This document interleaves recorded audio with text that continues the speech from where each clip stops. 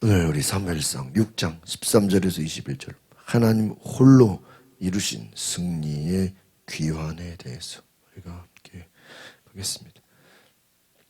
오늘 본문에 하나님의 임재의 상징인 법궤를 돌려받습니다. 근데 우리가 내용을 보면은 법궤를 돌려받고 기뻐했는데 얼마 못 가서 이 법궤를 또 다른 데로 옮길 수밖에 없었던 사람들이 나옵니다. 왜 하나님의 임재의 상징인 이 궤를 잘 지키지 못했을까? 우리가 잘 살펴봐야 되는 줄 믿습니다. 오늘 13절 말씀을 같이 봅니다. 시작. 그때 마침 베세메스 사람들이 골짜기에 밀을 메고 있다가 고개를 들어 궤를 보고 기뻐했습니다. 자, 여러분 생각해 보세요. 하나님의 주권적인 역사. 그러니까 뭐 사람이 가서 찾아온 것도 아니고 뭐 달라고 요구했던 것도 아니고 뭐 이거를 돌아올 거라고 기대한 것도 아니고 어느 날 갑자기 이스라엘의 베스메스 지역으로 하나님의 궤가 오는 거예요. 밀을 베다가 이 광경을 본 사람들은 기뻐하는 거죠. 놀라는 거예요.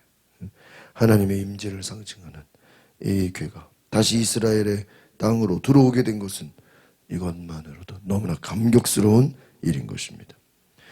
베세메스 사람들은 생각지도 못한 때에 뭐 얘기하지도 못했고 기대하지도 않았는데 너무나 감격스러운 일이 일어난 것입니다.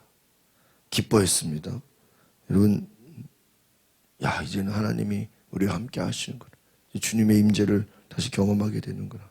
생각하지 못한 때에 갑자기 이 하나님의 궤가 돌아오는 것이죠. 하나님께서 하나님의 역사를 주권적으로 이뤄가시는 것을 보는 거예요. 하나님의 회복의 때에 하나님의 궤가 돌아오는 것을 보면서 야, 이제 모든 것이 회복이 되는구나. 이제 하나님이 우리를 다시 사랑하시는구나라는 어떤 사인으로 더 생각했을 것입니다. 14절을 보겠습니다. 시작. 수레가 베세메스에 있는 여호수아의 밭에 이르자 큰 바위 곁에 멈춰섰습니다. 사람들은 수레에 나무를 쪼개어 장작을 만들고 소들을 잡아서 여호와를 위한 번제물로 드렸습니다. 여러분, 궤를 운반해온 수레, 소들 그걸 이용해가지고 뭐를 드렸어요? 번제를 드렸어요. 이 베스메스 사람들이 법궤가 돌아온 사실이 너무 기뻐가지고 그 기쁨을 예배로, 야, 너무 기쁘다. 그 수레를 나무를 쪼개고 이 소들을 잡아서 번제를 드렸습니다. 여러분, 법궤가 돌아왔다는 그 사실이 너무 좋아서 예배를 드린 것입니다. 하나님이 베푸신 은혜에 대한 그 기쁨을 예배로 표현한 것이죠. 하나님의 함께 하신 가장 큰 은혜와 기쁨의 예배를 드린 것입니다. 근데 여기서 우리가 좀 주의해 볼 것은 이 소들을 잡아서 여호와께 번제물로 드리라 그랬잖아요. 근데 우리가 앞에서 보면은 이 소가 암소예요, 숫소예요?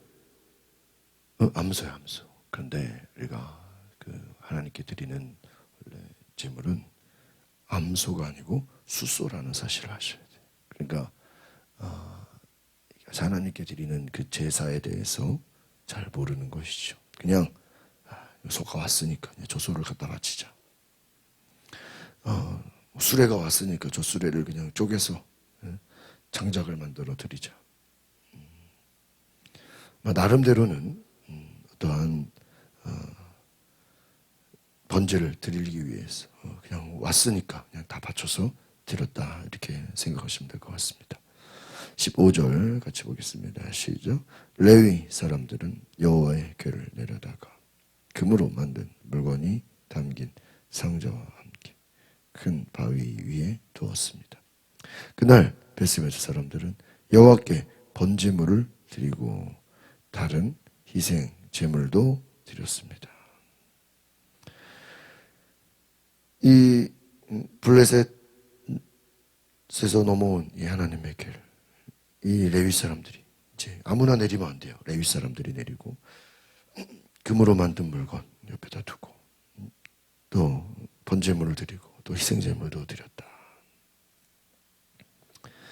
이 블레셋에서 넘어온 또 이 다섯 성읍의 방백은 이제 법궤를 넘겨받은 베세메 사람들이 기쁨으로 제사하는 모습을 보고 어떻게 돼요? 이제 돌아가요. 16절 보겠습니다. 시작. 5명의 블레셋 지도자들은 이 모든 것을 보고 그날로 에그론으로 돌아가. 불안하잖아요. 야, 이거 잘못했다가는 또 사람도 죽을 수도 있는데, 종기가 나고 이거 아주 그냥 저주가 임하는데 겁이 났죠. 잘 이제 보낸 거예요. 나름대로는 이제 가야 될 자리로 보낸 것입니다. 옆에서 잘 보고 돌아갔다 하는 것입니다. 이 다섯 방백이 드린 예물은 이제 금으로 만든 독종, 또 쥐의 형상, 블레셋 대표 성읍들의 수에 따라 만들어졌습니다. 17절 보겠습니다. 시작. 블레셋 사람들이 여호와께 속건제물로 보낸 종기 모양의 금덩이들은 아스돗, 가사, 아스글론, 가드, 에그론에서 각각 하나씩이요. 5마리의 금쥐들은 5명의 지도자들에 속한 성과 그 주변 마을, 그 블레셋 성들의 수에 따른 것이었습니다. 여호와의 궤가 놓였던 이 큰 바위는 오늘날까지도 베세메 사람 여호와의 밭에 지금 여러분 생각해 보세요. 법궤가 온 것만으로도 어떻죠? 너무나 놀라운 일이에요. 돌아온 것 이거 기적이에요, 기적. 법궤가 뺏긴 것 때문에 엘리 제사장이 너무 놀라서 죽었죠. 또 그 며느리도 또 죽었죠. 법궤 뺏긴 것 때문에 제사장도 죽고 며느리도 죽고 온 나라가 슬픔에 빠졌어. 괜히 법궤는 들고 가가지고 이기지도 못하는 거. 오히려 앞에서는 4천 명이 죽었는데 하나님의 궤를 들고 나가서는 3만 명이 죽었어요. 뭐야 이것도 망신이죠. 뭘 얘기하는 거죠? 하나님이 허락하시지도 않았는데 하나님께 물어보지도 않고 자기들 멋대로 행동하다가 오히려 더 큰 어려움에 빠지게 되는 것이죠. 하나님과 교제를 하지는 않고 자기들 생각으로 자기들 멋대로. 그러니까 여러분 앞에서도 이 소를 잡아서 번제물 하나님께 드리는 제물은요 숫소예요. 숫소. 네? 암소를 잡아다가 그냥 드리는 거죠. 이 사무엘상의 배경이 뭐냐면 자기들 멋대로예요. 그냥 자기들 생각대로, 자기들 소견대로. 하나님께 어떻게 해야 됩니까? 물어보거나 하나님께 대화하거나 하나님을 향한 어떠한 질문이 없어요. 그러니까 여러분 우리가 기도가 뭡니까? 하나님의 뜻을 물어보는 거. 하나님의 뜻이 무엇입니까? 하나님이 어떻게 해야 됩니까? 충분히 내 힘으로 할 수 있는 것조차도 하나님의 뜻을 물어보는 것이죠. 이 법궤가 그냥 온 것이 아니라 금덩어리를 갖고 왔어요. 종기 모양의 금덩어리, 또 쥐 모양의 금덩어리. 우리 이것을 보면서 아마 이스라엘 백성들이 출애굽할 때 하나님께서 너희들이 애굽 사람들의 모든 금은보화를 다 가지고 나가라. 그래서 그들이 빈손으로 가지 않고 애굽에 있는 모든 좋은 것들을 다 가지고 광야로 나가지 않았습니까? 하나님의 역사는 하나님의 궤가 돌아올 때 그냥 돌아오지 않았던 거예요. 금덩어리 사람들이 얼마나 깜짝 놀랐겠습니까? 이 블레셋 사람들이 왜 예물을 드렸죠? 하나님을 경외하는 마음으로, 또 이 종기에서 이걸 고쳐달라는 마음으로. 우리 18절 같이 보겠습니다. 18절, 19절 보겠습니다. 시작. 그런데 베세메스 사람들이 여호와의 궤를 들여다보았기 때문에 여호와께서 백성들 가운데 70명을 죽이셨습니다. 사람들은 여호와께서 백성들을 심하게 치신 일로 여러분 보세요. 금방 좋아했다가 이 베세메스 사람들이 하나님의 궤를 궁금해가지고 들여다봤는데 70명이 죽여. 조금 전까지만 해도 하나님께 예물을 드리고 기쁨에 감사에 번제물을 드리고 희생제물을 드리고 이 베세메스 사람들이 기쁨의 축제가 벌어졌어요. 또 이제 블레셋 사람들은 돌아갔어요. 거기다가 금덩어리까지 들어왔어요. 그런데 어떻게 됩니까? 큰 슬픔을 맞줘요. 거룩한 법궤를 들여다보는 경솔한 죄를 지어서 마을 사람 70명이 죽었다는 거예요. 그런데 여러분 보세요. 막 법궤가 돌아와서 기뻐해요. 얼마나 기뻐요. 그런데 그 기뻐하는 것과 또 거기에 들떠가지고 또 경솔한 태도로 율법을 어기는 것은 또 다른 거예요. 기뻐하며 드리는 예배를 하나님이 얼마나 받아주시고 기뻐하십니까? 하나님이 그 희생제물, 번제물과 또 희생제물을 드렸잖아요. 하나님 기뻐하실 일이죠. 그런데 또 이 사람이 또 궁금해. 이 법궤가 앞에 있으니까 그 안에 뭐 십계명, 뭐 아론의 쌍난지팡이, 또 만나 뭐 이런 그 법궤 안에 있는 것들이 어때요?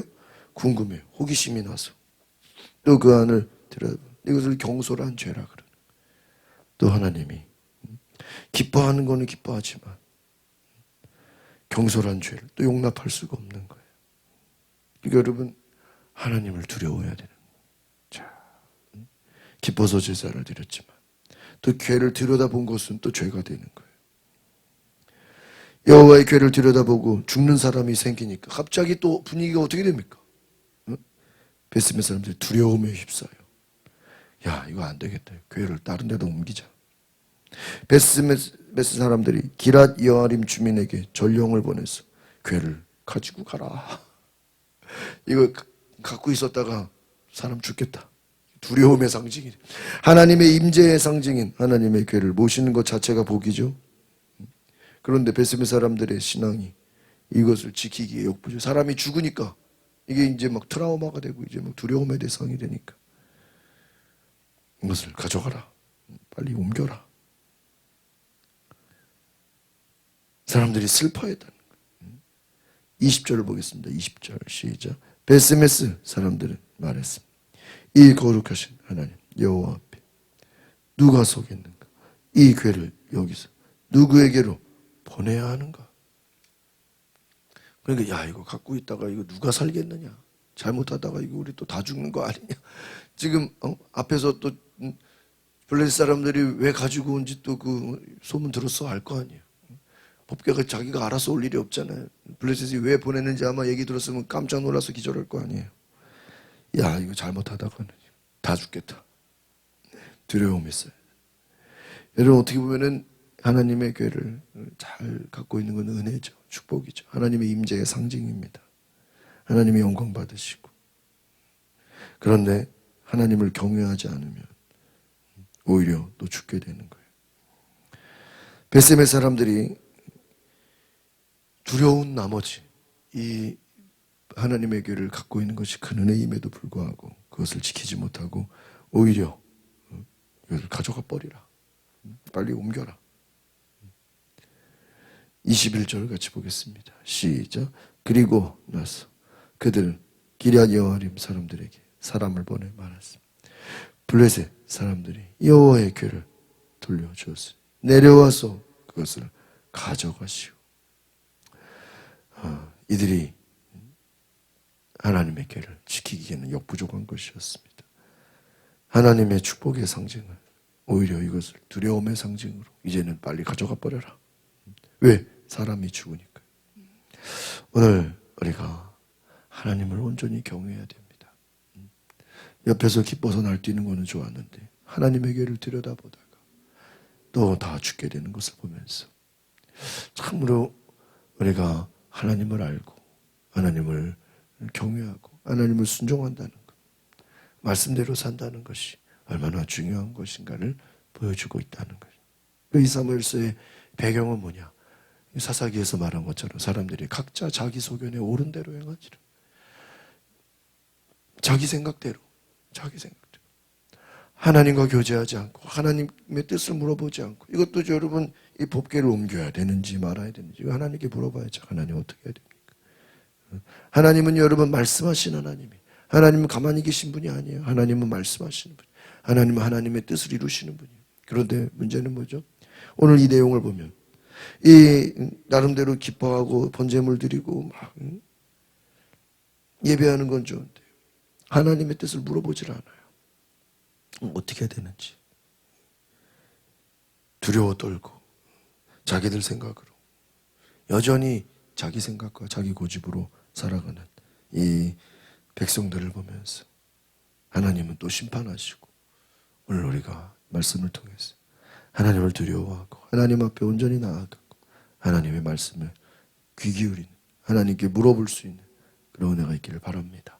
기도하겠습니다. 거룩하신 주님, 벳세메스 사람들이 처음에는 기뻐하고 즐거워서 축제 예배를 드렸지만 나중에는 사람들이 죽는 것을 보면서 또 그 앞에서 기뻐했던 마음들은 다 사라지고 당장 법궤를 옮겨버리라고 하는 그들의 불평불만과 그들의 두려움을 볼 때, 하나님, 우리의 모습이 자기 멋대로 자기 소견대로 살아가려고 하는 땅의 죄악을 바라보면서 하나님 앞에 온전히 하나님 말씀에 순종하는, 하나님께 쓰임받는 하나님의 백성으로 살아가게 하옵소서. 하나님의 축복을 받는, 하나님의 은혜를 잘 간직하는, 하나님을 경외하는 주의 백성 되게 하옵소서. 예수 그리스도의 이름으로 기도하옵나이다. 아멘. 우리 이 시간에 기도하실 때 하나님의 뜻에 온전히 귀를 기울여 하나님을 경외하고 하나님의 임재를 갈망하고 하나님의 사랑을 받는 주의 은혜가 있게 하옵소서. 주여, 한번 부르고 동성으로 기도하겠습니다.